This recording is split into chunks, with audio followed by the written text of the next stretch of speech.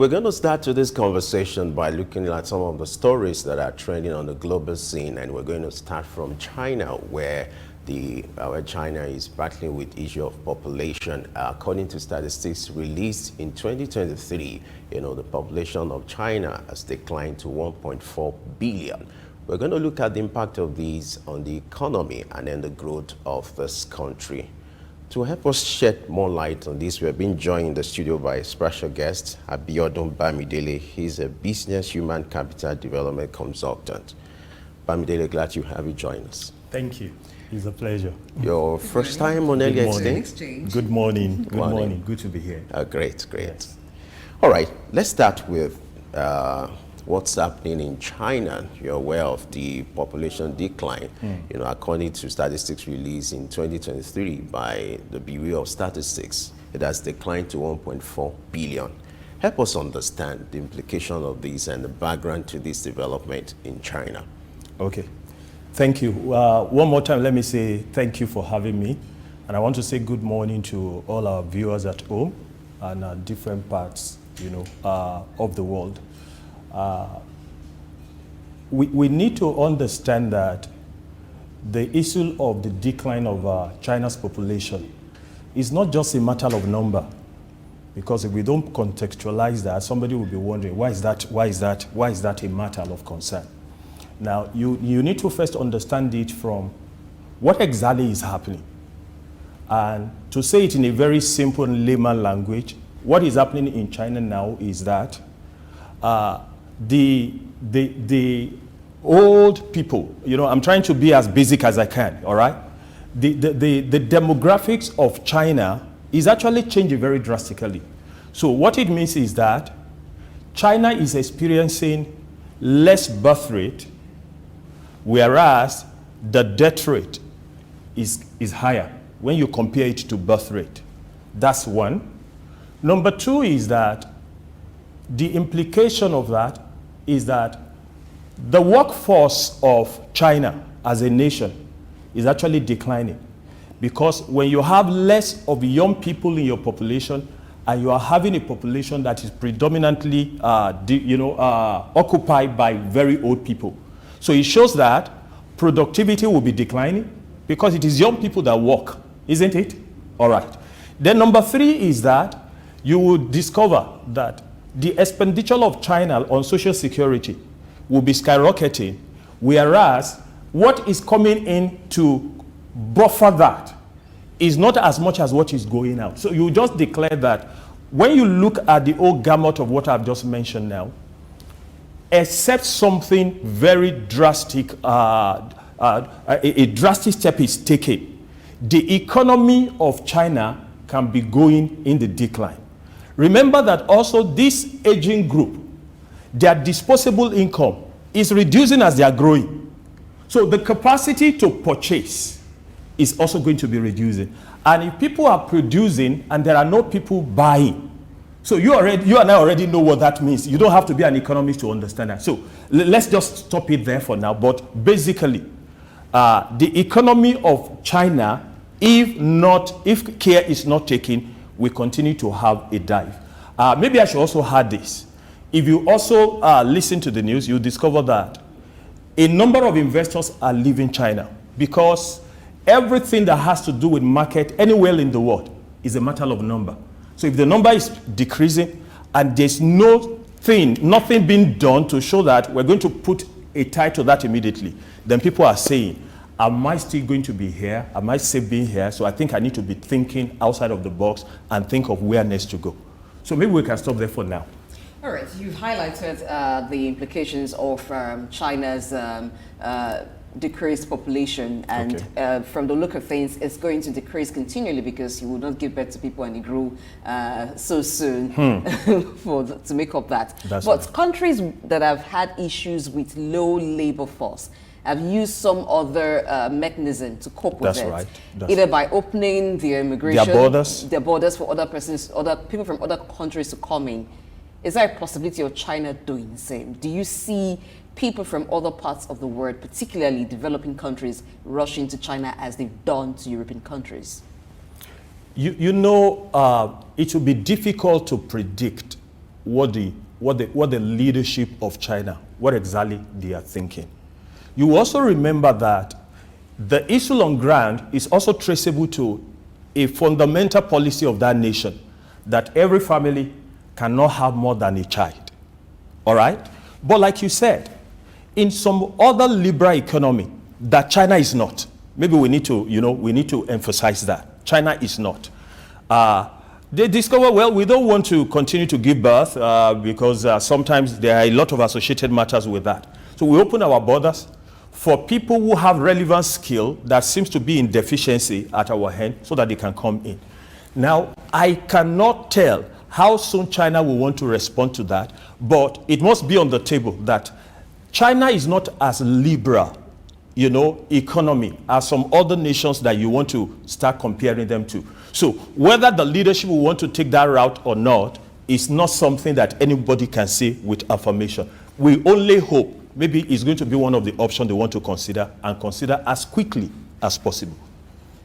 Prior to now, the conversation was, controlling the population of China. And now, down the years, the reality is here that it's an eminent, negativity if it is not managed. Looking at the birth rate in China is about 6.3% to 1,000. Now, do you expect that something should be done in that direction in order to manage this upcoming crisis? Just like I responded to her, we can only postulate. We can only look at what has happened in some other climes and say, well, this happened here, so we can project that this will also happen here. But ultimately, that final decision as to whether that will be done or not rests on the leadership of China. Now, when you already say that a family cannot have more than a child, and to further ensure that that happens, the cost associated with birth rate is extremely high, and deliberately so that policy can find expression. But maybe what China is forgetting is the fact that ultimately the global world market is about number. Now, going back to the matter of the way the population is declining, a time will come that cost of labor will become grossly expensive, in China. And when that happens, all the other associated factors of production will also find their expression. So I will only want to say, let's hope so. Because, at the end of the day, we can't decide for China. But it is a path that seems reasonable, seems logical, and seems to be needed to face the critical situation that is on ground now. All right, taking it from that, is there a lesson to learn for other countries that may be watching the China situation? Take, for instance, Nigeria. It's the reverse. Nigeria has a population issue. The population of Nigeria keeps growing, and there have been advocacy for controlled birth rates to reduce the population. On the other side, you have China dealing with a population decreasing. Now, is that something that China got wrong while implementing that policy to discourage people having more than one children? Is there something that could have been done before it got to the point where it became a problem to them? Now, maybe we should look at it this way. I'm a father. I have 10 children. He is a father. He has 20 children. On the face value, we can say he has more children than I do. But you need to also now dig a little deeper. What resources does he have to take care of his 20 children? What were the thoughts on his heart as at the time he was having 20 children? For me, it's not first and foremost just about number. It is about to what extent do you have an environment where that number can be productive. I know we are not in that age, but let's step back a little. In the days of our grandfathers, what determines the size of your farm is the size of your family. But you will notice that it wasn't just a matter of number. Number was going alongside with productivity. Now, coming to your question, Nigeria as we are today, there's no arguing it. There is a lot of infrastructural deficiency. The growth rate in terms of population and development, they are not moving at par. So maybe that would be the reason for advocacy. Let's make sure that we don't muddle things up. But when you want to compare Nigeria with China, you want to start looking at some very basic fundamentals. Per capita income, the GDP, and all those very basic. I feel that number was not exactly the sole challenge of China. A lot of other things also maybe work together to bring them to where they are. So Nigeria, therefore, cannot maybe want to take a lesson to the fact that before you take a decision, don't just look at it at the face value. Do a comprehensive analysis of what you're about to do. If you take Nigeria, for instance, now, we call it giant of Africa. For what reason? Is it infrastructure? I don't think so. Maybe because of the number. And that is why Nigeria is a nation where almost everyone wants to have a presence in. Why? Because of the number. So if anything should be our concern now as a nation, it is how do we accelerate our infrastructural development so that growth rate of population and that of infrastructure and all other economic indicators are moving at the same level. Now let's look at what could be the likely economic implication of China's aging population. It's people will keep aging. You can't control Definitely. that. It's a natural tendency. Yeah, but there are policies that can be put in place to checkmate this. How do you intend, or how do you think China could manage this? And then give us a picture of the economic implication of this development in China. You know, when you have the age bracket between 60 and 70, and how it's going to affect productivity of the economy. It is very simple. When you have the large chunk of your population drawing from public resources, and what is coming in possibly to, replace what is going out is not commensurate. You will just discover that one day you will get, it's like your bank account. You are drawing more than you are saving into that account. You will suddenly discover that one day, one time, you will get to that bank account and discover that there's actually nothing there to draw. It's as basic as that.